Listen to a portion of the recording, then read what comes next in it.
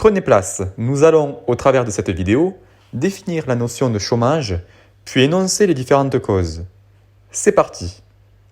Le chômage est une situation de déséquilibre entre l'offre et la demande de travail. En voici une illustration. Marc se lève chaque matin pour aller travailler. Il dispose de compétences et de qualifications qui lui donnent une certaine employabilité auprès de différentes structures. Benoît, lui, gère une petite entreprise de maçonnerie et cherche à embaucher. Tout comme les marchandises s'échangent sur un marché, le travail fait aussi l'objet d'un commerce. Le prix sur le marché du travail est dénommé le salaire. À plus grande échelle, l'ensemble des travailleurs seront qualifiés d'offres de travail et l'ensemble de ceux qui achètent le travail, la demande de travail. Lorsque l'offre de travail excède la demande, l'économie connaît une situation d'abondance de main-d'œuvre qui débouchera sur du chômage. Le chômage connaît une pluralité de définitions. Voici les deux définitions officielles. La première est une définition internationale provenant du Bureau international du travail. Ce bureau fixe quelques conditions pour pouvoir être qualifié de chômeur. Est un chômeur toute personne de 15 ans ou plus qui est sans emploi, qui en cherche activement un et qui est disponible pour pouvoir l'occuper. En France, en 2020, le nombre de chômeurs baisse pour atteindre les 2 millions. La définition du chômage donnée par le Bureau international du travail constitue la base statistique consensuelle de comparaison internationale. Voici les différents taux de chômage qu'a connu la France depuis les 20 dernières années. Une deuxième définition est donnée par l'organisme Pôle emploi au niveau national. Il comptabilise les chômeurs sur la base des inscrits à ses services. Bien évidemment, deux définitions différentes du chômage conduisent à des divergences en matière de résultats. Généralement, le nombre de chômeurs diffère entre celui du BIT et celui du Pôle emploi. Ce chômage connaît des origines diverses. Voyons donc les causes du chômage. Un premier chômage, qualifié de keynésien, en référence au célèbre économiste Keynes, résulte des anticipations négatives faites par les entreprises sur la demande de consommation des ménages.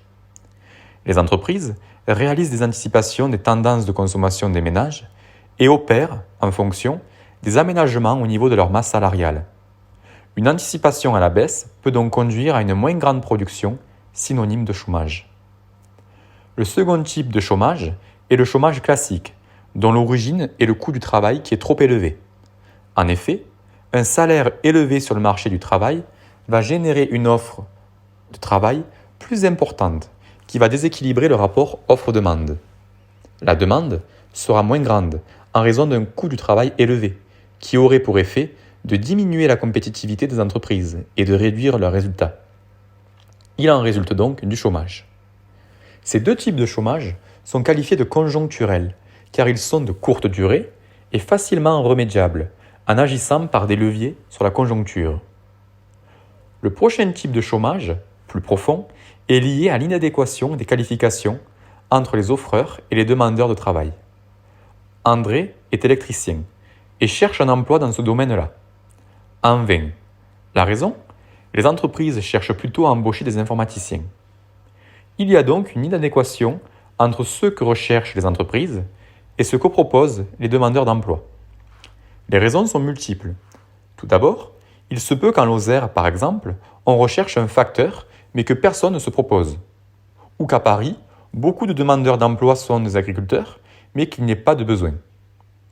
Deuxièmement, l'évolution rapide des métiers et des compétences associées rend plus difficile l'employabilité des demandeurs d'emploi, qui devront se former par exemple.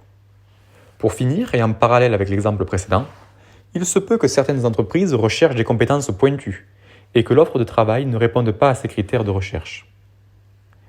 Le dernier type de chômage est lié aux rigidités sur le marché du travail, qui rend non flexible ce marché. Emilio souffre d'une maladie rare. Il coûte trop cher.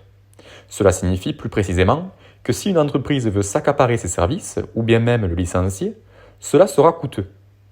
La flexibilité serait ici de donner la possibilité aux entreprises de recourir à des modes de recrutement adaptés à leurs besoins, à des coûts pouvant varier. Le SMIC est un exemple de rigidité à l'embauche.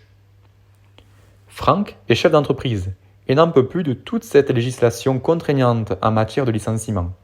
Il souhaiterait pouvoir licencier un salarié sans qu'il n'y ait autant de règles. Il trouve cela plutôt rigide et appelle à plus de souplesse. La rigidité est donc génératrice de chômage. L'inadéquation des qualifications et la rigidité du marché du travail sont qualifiées de chômage structurel, c'est-à-dire un chômage profond, dont les remédiations sont moins aisées et très coûteuses, à la fois financièrement, mais également en matière de temps.